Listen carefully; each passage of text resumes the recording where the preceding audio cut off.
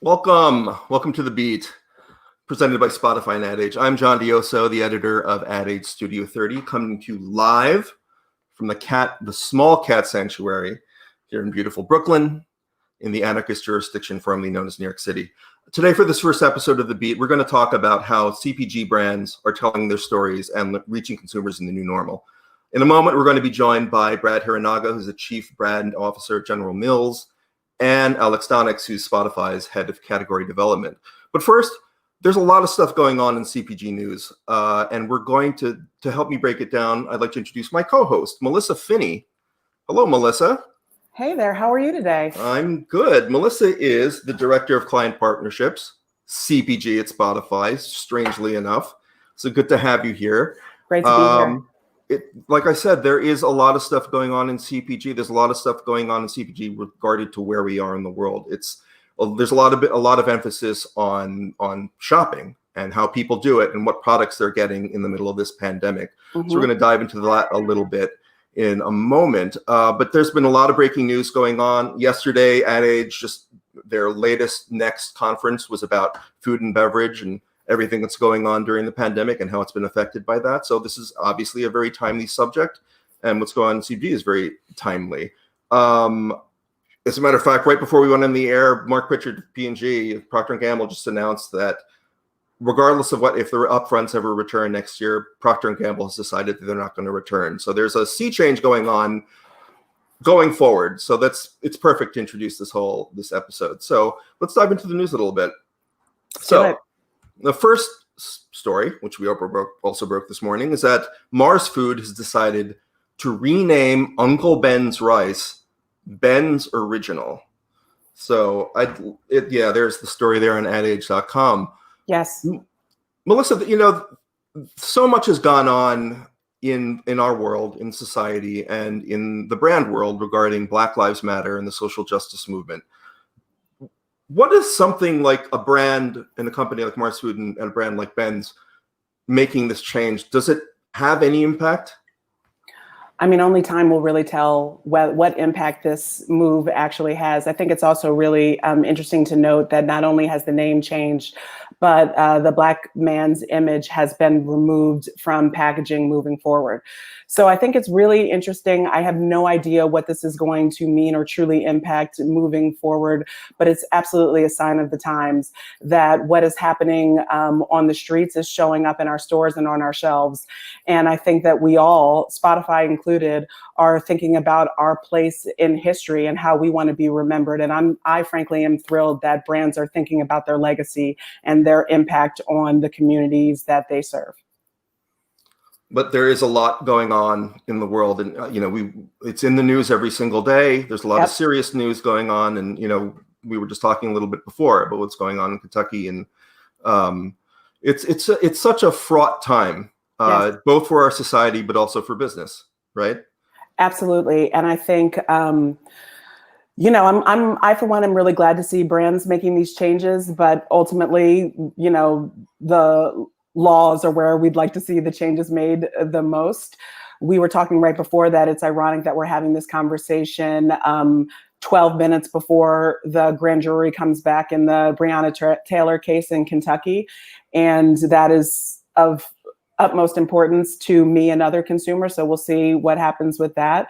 But these changes are a long time coming, and honestly, the first of many, many changes that need to occur.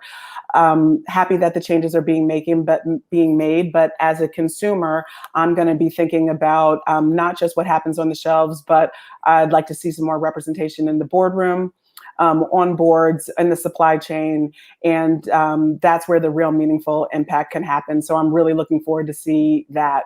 And if I don't see that, then my actions will be reflected in the stores. Yeah, I mean, it's obviously a developing story, so just, to be continued. Absolutely. Our next piece that I wanted to highlight is a little less serious. It's been a tough time. It's been a very tough year. Despite my best intentions to put up a brave front, I'm regret to report that this pumpkin spice infection has spread to macaroni and cheese. Yesterday, Kraft Heinz Canada announced the new pumpkin spice Kraft dinner, which is what Canadians call mac and cheese. So, Melissa, what is your stance on pumpkin spice? I think this will define whether we can go forward and be friends from this point on. Wow. Okay. Well, first off, I had no idea so much was on the line. So thank you for really laying it out there for me. I think a few things. One, if you've been eating your mac and cheese without nutmeg, shame on you. You have been the one really missing out in all of this. Adding cinnamon, I don't know. I think everybody deserves a little comfort in this time. We're certainly seeing it at Spotify. You know, comfort in the form of music is nostalgia, and we're seeing a huge uptick at that. Bring on the mac and cheese. If pumpkin spice is what you need, go for it. What I really love about this story is that it's not being rolled out kind of to the masses. There's it's a limited edition offering. It's almost kind of like a sweepstakes.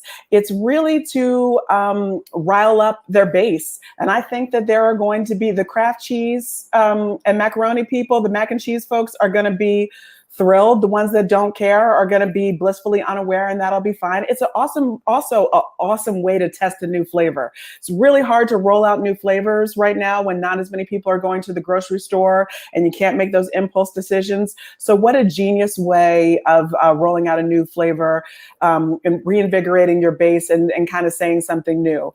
Do I think pumpkin spice is a little basic? I mean, that's not for either of us to judge.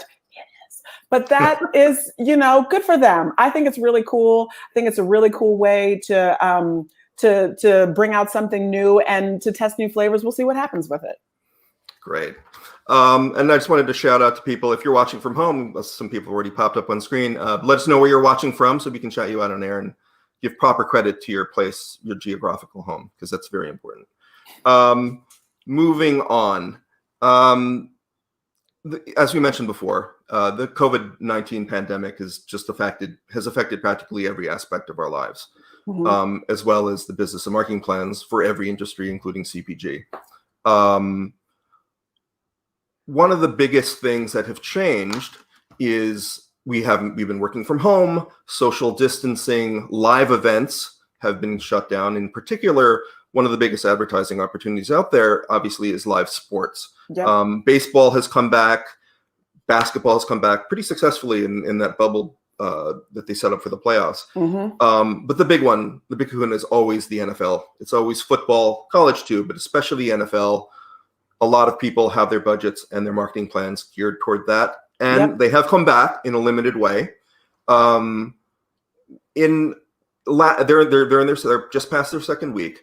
One of the things they debuted right before the first game, the first weekend of games, Miller Lite did I think, great, creative, slightly, maybe more than slightly twisted take on everything that's going on, everything that has to do with watching sports, that have to do with the life that we're living now, how we're streaming things. It's called Cantenna. Let's show a clip of that. Okay.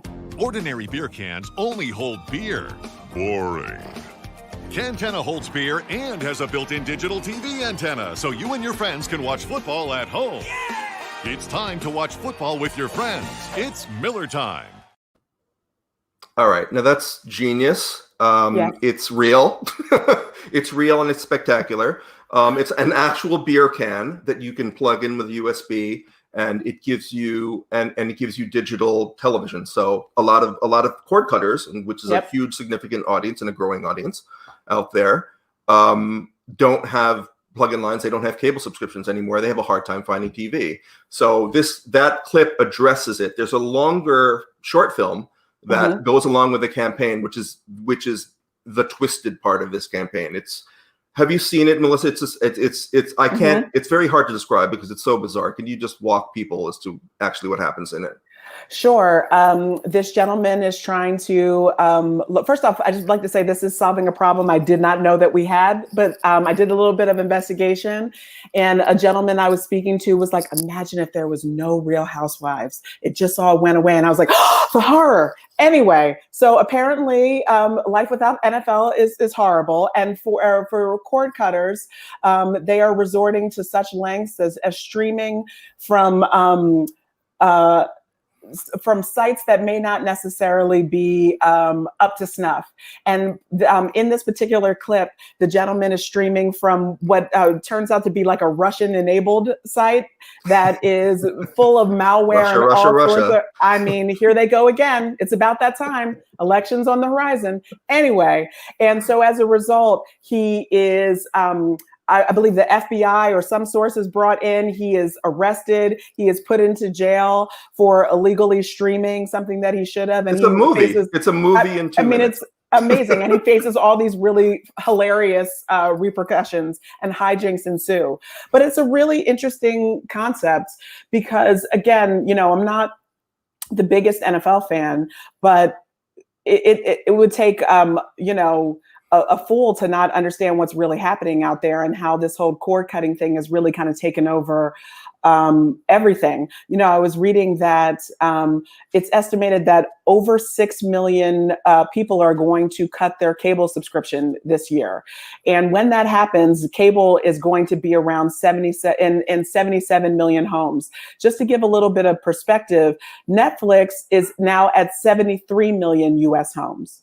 So, I mean, what is happening, and all of this content moving behind paywalls, and this increasingly fragmented audience. It used to be that all that was left was live sports. And now with COVID, it's being even more impacted. So this is not just solving a problem for consumers, but for advertisers as well. How do we take advantage of one of the few mass audience events that we still have left? So it's really interesting. It's really cool concept. I love, first off, it's hilarious. And I really love the thought process behind it and the problems that they're trying to solve. It's really fun. Well, Alyssa, I just want to thank you again for coming on The Beat with me today. It's been a lot of fun talking to you about what's going on in the news, and hopefully we can do it again. And thanks again for joining and for offering your insights. Thank you, John. I appreciate you having me. Have a great next panel with Alex and Brad. Great, thanks. As Melissa just previewed, we're going to be, when we come back, we're going to have a panel discussion with Brad Hiranaga from General Mills and Alex Donnox from Spotify. But first, I'd love to show a little bit more of that crazy, strange short film. I wish I had better news. What does that mean? They denied my appeal? Well, we can file a motion to reconsider, but... What does that mean, reconsider, motion to reconsider? Look, we don't have much of a case. We're looking at 10 to 15 years. 15 years? I streamed a football game online, that's it. Everyone clicks on those links. But you should have used the antenna. What are you talking about? Am I taking crazy pills right now? Has everyone lost their minds? It's a great tasting beer with digital antenna. What the is that? It's 3 cans of Miller Lite beer. This is a real prison, man. But you're not listening to me. Why are you yelling at me? I'm not yelling at you. You didn't use yes, the you antenna. Are. You have no right to be angry at me. I am in prison. Yeah, you'll ruin your whole life, and you'll also miss the game, and you'll be really bad at painting too. Unless you call this number for the Miller Lite antenna, then send it out as bad. Not for you. Stop clicking your life into a never-ending cycle of suffering and start watching football at home with your friends. Miller time indeed. It just struck me that if for Cantana 2.0, Miller Lite could turn those goalposts into COVID swabs. Just a thought. Hey, before we get started with our panel, I'd like to give shout outs to some viewers. Thank you for joining us today. We got Adriana from Argentina. Holy cow. Chris from Ohio, Michael from California, Forrest from Oregon, Michael from Queens, Don from NJ, New Jersey, Pavlos from the International Space Station. Seriously? Jeff from Idaho, Edya from Toronto, and Lee from Tennessee, and Kathy from California. All right, great. So once again, I'd love to just start to bring on my 2 panelists. We have from General Mills. Oh, a little music. I'm sorry. Did I just step on that? We got Brad Hiranaga, who's the Chief Brand Officer of North America at General Mills, and Alex Donnox, who's the Head of Category Development at Spotify. Welcome, gentlemen. Hey, John. Hey, John. Hey, Alex. Hey, Brad. Nice to meet you. So much going on in the world of CPG. First question, though, goes to Alex. We just talked a little bit about sports, which is a big one. So many pillars that have been historically critical in CPG they look completely different this year. We reviewed a little bit what's going on in live sports. What have you been seeing as far as in the industry as CPGens reimagine marketing initiatives as they've had to move away from what they've traditionally done? I mean, clearly they're onto something with Cantena that some of us did not anticipate. But really, what I would say, there are three themes that stick out to me the most in what we're all experiencing today: flexibility, partnership, and purpose. On the first front, flexibility, I mean, as Brad will probably attest to better than anybody, what we've experienced with COVID and the social justice movement has, in many ways, prioritized the need to be nimble.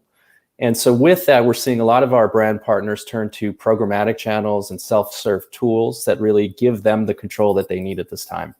At Spotify, we offer a range of solutions in both of those spaces, whether it's audio, video, or a self-serve tool in the form of Ad Studio, that I think is only going to increase in importance moving forward, and is a trend that will just continue.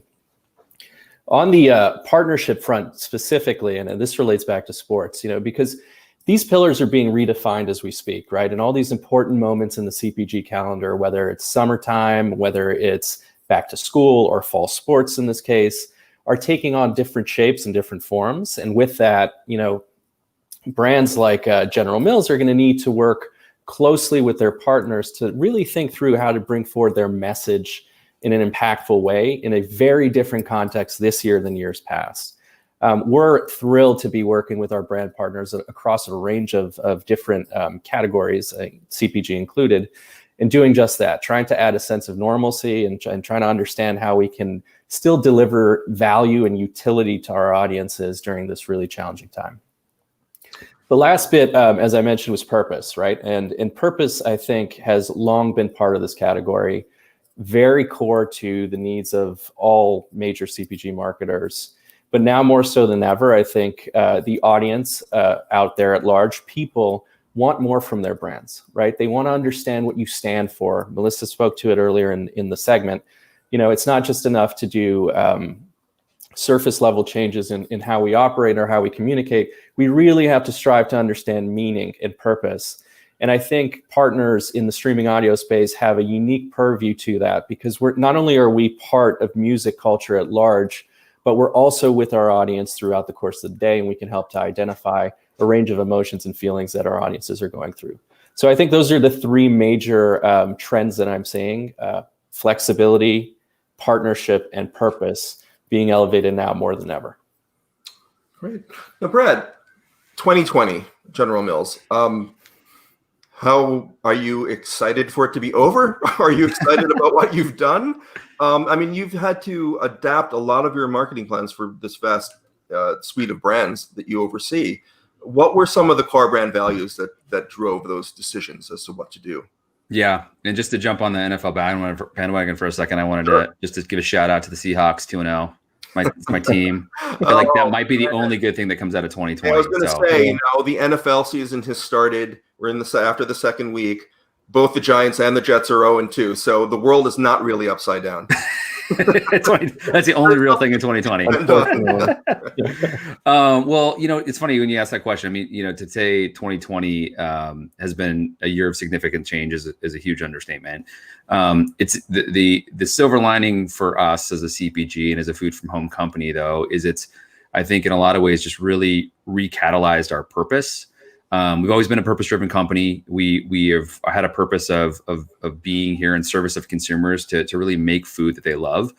But with everything that happened with COVID and people having to stay at home, that shifted a bit to being here to be able to serve them food that they need. And that's been a rallying cry that's been, I think, very inspirational for everyone that works in the company, regardless of where you sit. You could sit in the supply chain and you're working at a plant, and you know that going in every day has a hugely meaningful role. You could be working with our retail partners, and you could be going into stores and you're on the front lines there, or you could be a marketer. And in a marketing perspective, it was really about rethinking how do we need to go to market given the landscape has shifted so much. And so it was great to hear Melissa start to talk about some of the solutions as going through the examples that you guys hit in the upfront.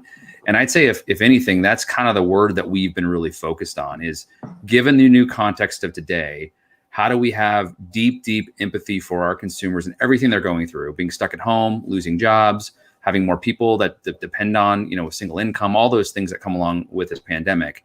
And if understanding them deeply enough to say, okay, then what can we do to help solve those problems? And so I think for us, that's been a really springboarded us in a lot of ways, I think, to start to deliver messages and content and partnerships and things that are much more useful than maybe they have ever been. And we think about those problems on a continuum. We think about problems that are every single day, small problems where it's like, hey, what am I going to make for dinner tonight? It's the 180th day of making dinner at home. Like, what am I going to do? To bigger problems, and some of the things that you guys also tackled around, you know, racial injustice and around the hunger gap that's increasing now every day, to staggering numbers where more and more families are going hungry. And so we're trying to be very focused on that so that we can make sure that whatever we do in marketing isn't just a nice to have, it's an essential part, essential tool, essential piece of information or inspiration to the people that we're trying to serve. That's great. Alex, I'd like you to piggyback on that a little bit. As General Mills has been pivoting to different ways, we are in a different place right now. Literally, we're stuck at home, as Brad was saying. People are experiencing their day-to-day lives in a different way than they used to. And this has an impact on you guys. Spotify is obviously a big audio company. And what have you seen from CPG clients? How are they adjusting to the fact that they are possibly reaching customers and your listeners at different times of the day than they normally would, and in different circumstances, and sometimes ongoing circumstances? You know, I think we've been stuck to our screens for so long. Sometimes it's hard to divorce ourselves from that reality, and just to actually put down all of our screens is it doesn't feel like we're actually living our lives now. So talk about that a little bit. Yeah, I mean, it's a couple of things come to mind. It's tough to find a silver lining in what we've all been going through this year. But if there is one major silver lining, at least as far as marketing is concerned, is that, and Brad touched upon this, the need for empathy and consumer understanding has risen up once again. And I think marketers are all cognizant of the fact that they really need to understand what their audience is going through on a day-to-day basis to see what small solutions they can bring to the table, as Brad mentioned. We've been working very closely with our partners to understand basically what our streaming intelligence, which is what Spotify calls our insight into audience behavior, can reveal about what people are going through on a daily basis. And that's a range of things from, just the standard, where and when they're consuming their audio content today that's different than before. And incidentally, smart speaker usage is up, almost 200% on Spotify as a result of people coming in and listening in group context. But also, what I want to touch upon is the how, right? We pride ourselves in this concept of moments, moods, and mindsets, and really understanding through listening behavior what people are feeling at the moment. And that is something that CPG marketers are really starting to tap into now, right? They want to understand how they can take their communication idea and their campaign focus and really tailor it to the context in which people are experiencing it and in the moment. And I think that, that empathy and that insight is only going to be more important as we move forward. The second thing that comes to mind is innovation, right? Like more than ever, people want to experience, our marketing partners want to experience new innovation. They want to try things out. They realize that the context to test and learn today is stronger than ever before. And if you're not going to try it out now while the world is upside down and everything is different than it was a year ago, then when are you going to try it out, right? This is very much going to set the groundwork for where brands move forward in the future. Great. Now, Brad, I'd like you to kind of continue on that point as well. As we've been talking about that Miller Lite Cantena ad, the innovation extends to the storytelling that's going on right now. And it's one of the ways that ad succeeds so well is how they can reach their customers in all these different points that we're all experiencing collectively. Can you tell me a little bit about, what your view is as far as the storytelling that General Mills has been telling through this pandemic? Yeah, I think, brands now to stand out and to be useful I think they have to think about what they're doing very contextually, and that a lot of what they can do is bring entertainment, is bring joy, is bring inspiration. And so what I love about the Miller Lite ad is it brings it's like you're watching it's like a film. You're watching a short film that I would actually tune into that.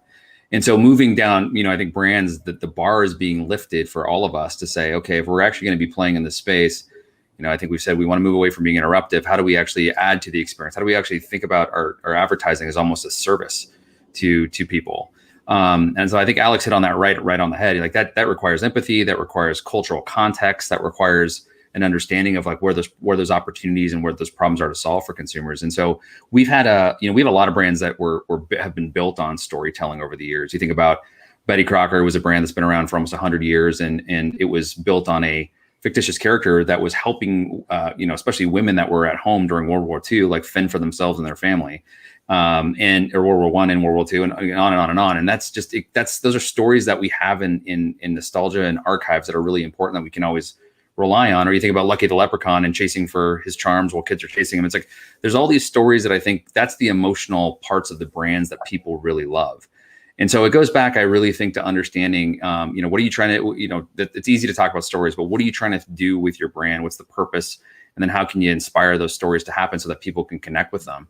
One of our brands that's got, a lot of legacy and history is Wheaties. And, it's very relevant to what you were talking about at the beginning of the show, which was, with social justice happening, it's a brand that's partnered with a lot of Black athletes over the years, a lot of champions over the years. And so this last year, and as all the the social the social injustice was happening here in our backyard in Minneapolis with George Floyd, we wanted to do something, and that brand in particular has a right to take action. And so it's partnered at the time with Serena Williams, who's a champion in her own right, and she wanted to talk about equality, and she did so with the Equal Justice Initiative. And so we partnered with her to say, what can we do? And she said, I'd love for you guys, let's make a spot to talk about it. And then if you can donate media to that organization so that they're out there and more people know how they can donate and help, that would be useful. And so that's what we did. And I think that's an emotional way to build the brand. It wasn't about our benefits of our cereal. It wasn't about just trying to tactically get out there and get our message out. It was really, truly doing an action with a partner to make a difference, not only today, but hopefully for tomorrow. Great. And since we've got Alex here on the panel with us and we're talking to Spotify, I was just wondering, one of the things as we've been reporting on podcast advertising over the past couple of years and how much it's growing and how much it's blown up a lot, is that a lot of the sticking point was always, or the stumbling block was always big brands investing in that space. So can you tell me a little bit, what has General Mills been doing? I see that there's a partnership that Cheerios has been working on. Can you tell me a little bit about that? Absolutely. Yeah, I think Alex and team have done a great job of becoming a really big partner for us over the last couple of years. And so we've got a number of brands, Lucky Charms, Reese's Puffs, Nature Valley Totinos, that are doing more and more in the audio space. And I think what I'm really excited about is it's not just looking at it as a form of advertising for great reach, which we know audio does. It's actually about finding ways to hit on the last question, which is tell the stories. And so Cheerios, for instance, is launching on the Story Pirates podcast in October. And it's, we've got 100% ownership of that season. And the way we're thinking about it is, Cheerios in its best self is a way for families to connect. And that podcast, Story Pirates, does the same thing. So when those partnerships line up like that, it's really just a great way to drive new creativity and thinking so that we can become a part of that experience for consumers and really start to think about how does Cheerios lead to more positivity and all the things that we want to kind of carry forward for the brand. And so we're really focused on figuring out new ways to get into the space. I would say all of our brands, especially our big brands that are out in the audio space, are thinking about not only their visual cues, but all their audio cues and all the things that come along with that. And how do we show up in these new places that are existing? Because clearly podcasts especially are such a great place to tell stories with people who are definitely deeply engaged. I even just mentioned to you that we're, as we internally try to get messages out and communications out and tell stories about what things are working or not working for our brands and our marketing, we've launched an internal podcast that's connecting with people in a totally different way. And very different from a presentation or a PowerPoint or just something you might watch in a five-minute video. People are listening for 30 full minutes because it's just a different way, and the medium is just very conducive for that. So I think for us, it's experimenting to figure out what works, but then really trying to, once we kind of have a good place to play with a story to tell, really using the medium, I think, in new ways that are going to enhance the listener's experience. Great. All right, now I think we actually have a few more shout outs before we move on. Let's see, who do we got? We've got Kia from New Zealand. That's awesome. Julio from the UK, Raphael from the Dominican Republic, Tanya from South Africa. What an audience. You guys are amazing. George from Serbia, Cesar from Peru, Stefano from Italy, and Sonia from India. Wow, you guys are an international hit. Okay, now let's just move on. We have a couple of audience questions that we have. Oh, we also have Amado from Mexico. Welcome. First one is, do we have it there? Yeah. Do you find that Gen Z is receptive to audio strategies? I'm going to throw that to you, Alex. Gen Z, a very important audience for you guys. Are they listening to audio? Are they? Absolutely. Are they listening to the ads on the audio? Absolutely. It goes without saying that Gen Z are a core audience for Spotify. They make up, close to 40% of Spotify today, depending on which country you're in. And as you alluded to, are they listening to audio? Absolutely. And they're listening to the ads on it. They spend over 2.5 hours a day on it. And as we touched upon earlier, this is an audience that you can't reach elsewhere. 67% of our Gen Z listeners are cord cutters. So they far outpace the general population of cord cutters out there. Send them the Cantena. Yep. The Cantena, correct. And increasingly, they're experiencing. They're coming to their own, and they're starting to listen to podcasts in a more meaningful way as well, which is opening the door to a whole new range of messaging out there. So yes, they're absolutely listening to audio. They're attentive, and they're attentive in different moments of the day. And I'll throw out an interesting stat for you. Depending on how they're listening, so if they're listening with headsets on, they can be upwards of 2 times more attentive to the advertising that is being played on air. So that's a quick little professional tip to the advertisers out there to keep in mind. Great. I think we have time for one more audience question. Let's see. Looking forward, what do you think are the consumer behavior trends that are here to stay? Going to throw that to Brad. We've been, we talked a little bit before about getting through this crazy time, and what are the lessons that you've learned? What do you think we're going to end up doing going forward? Yeah, I mean, for us, huge amounts of change where people are showing up to, engage with our brands. And a lot of that is much more down funnel. So we're seeing a massive spike, like a lot of CPGs are right now, in terms of e-commerce and people buying, through delivery or buying through pickup. And so how we show up there is really important. And, for me, the experience that we can create for a consumer to think about how everything should and can be connected is really important. And so, where Alex was kind of mentioning in terms of thinking about all the things that audio can do, really specifically where when people have a request or when they're searching for something or looking for something via voice, like how are we showing up there in the right way so people can click and put something in their basket? And that connectivity, that orchestration to be able to do that really well is something that we're still working on, but a huge priority for us. And so I think the way people are shopping, the way people want to engage with brands online and through commerce is going to be here to stay. Because even as we roll out a vaccine, hopefully sooner than later, I just feel like this is the amount of people that are buying us online is just hockey sticking. And so we've got to be prepared to market that in a different way. And frankly, I love the fact that you're doing this with CPG, because sometimes it's not as cool to be in CPG. It's pretty cool to be in CPG right now. And so I love the fact that this is something like this is helping accelerate the industry. It's helping us be more consumer oriented. It's helping us push technology to the forefront. And so I think that, again, is some of the silver linings that we can take once this is done for this industry. Great. Thank you so much. I think that's a great place to end this terrific conversation. Thank you again to Brad from General Mills and Alex from Spotify, and also thanking again Melissa Finney, who was with us today. Thank you guys so much for joining the first episode of The Beat. It was great. It was fun. Before we go, I want to end with a little ray of light, because this is, we're living through a dark time. I always call it the darkest timeline. At that age, one of the ways that we kind of get through our tough work days is we have a Slack channel, and it's called #AA_Animals. It's just animal videos. Come on, we're not above animal videos. Anybody out there, send them to me. It's the thing that gets me through the day often. Okay, so as we leave, I'd like to leave you with one. My favorite tweet declared that they would die for this creature. So I just have to say, same. I will die. I'd love to introduce the world to Micro Pig Pinky. That's it. Amazing. Thanks, everybody. Thanks for joining us. See you next time. Thanks, John. Thanks, John. Right, bye-bye.